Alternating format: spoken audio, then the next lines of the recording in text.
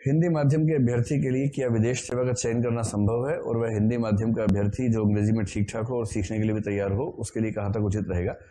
भाई, सेवा का मीडियम से कोई संबंध नहीं है। बहुत सारे बच्चे हिंदी माध्यम के आईएफएस में हैं, विदेश सेवा में हैं, जनरली दुखी हैं, खुश नहीं है। मैं उनमें से 2 या 3 को बहुत नजदीक से जानता हूँ जो हिंदी माध्यम से थे और आईएफएस में बाई चांस फंस गए थे। क्योंकि नियम क्या है, देखिए, 2 सेवाएं ऐसी है कि अगर आप उसमें आ गए तो उसके बाद आपको बिना रिजाइन किए फिर से एग्जाम देने का ऑप्शन नहीं होता है। वो है आईएएस और आईएफएस।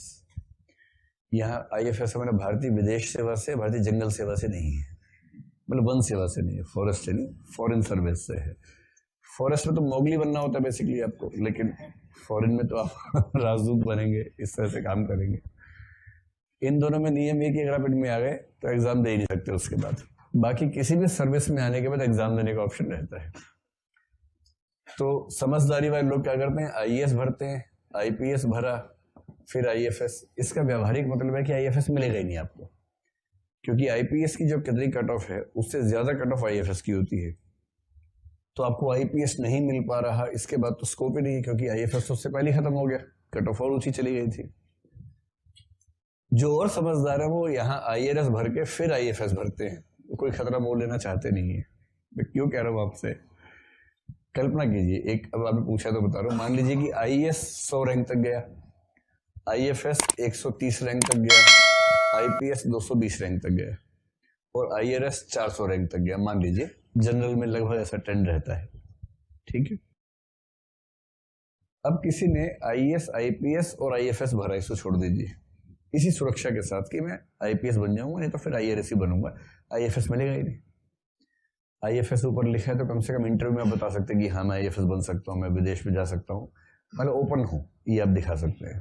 और उसके साथ क्या हुआ, जो दिन का मैं बता रहा हूँ, मान लीजिए उनका रैंक आ गया 120 के आसपास,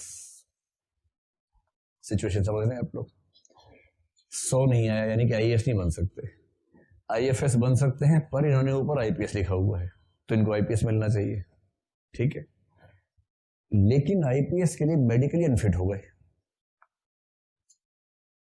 आईपीएस की मेडिकल फिट होने की रिक्वायरमेंट्स थोड़ी टफ हैं बाकी सेवाओं की तुलना में। अब आईपीएस मिल रहा था, पर मेडिकल बोर्ड की रिकमेंडेशन है कि आईपीएस नहीं बना सकते, आईपीएस कट गया। फिर देखा किस रैंक पे क्या मिल सकता है, आईएफएस। और हिंदी माध्यम का बच्चा अगर विदेश सेवा में जाए ना तो वो बड़ा परेशान हो जाता है, अगर उसकी भाषा अंग्रेजी या नई भाषाओं को सीखने की ललक ना हो तो मैं से जो जिन लोगों को जानता हूँ, जनरली वो लोग थोड़ा सा परेशान है। एक को जानता हूँ जो अपने शौक से गया, 2003 में उसका 13वां रैंक था, उसका नाम प्रदीप राजपुरोहित है, अभी वो इराक में भारत का राजदूत है इस समय। वो हिंदी माध्यम से था और 2003 का आईएएस टॉपर था हिंदी माध्यम का, उसने आईएफएस चूज किया था फर्स्ट प्रेफरेंस में।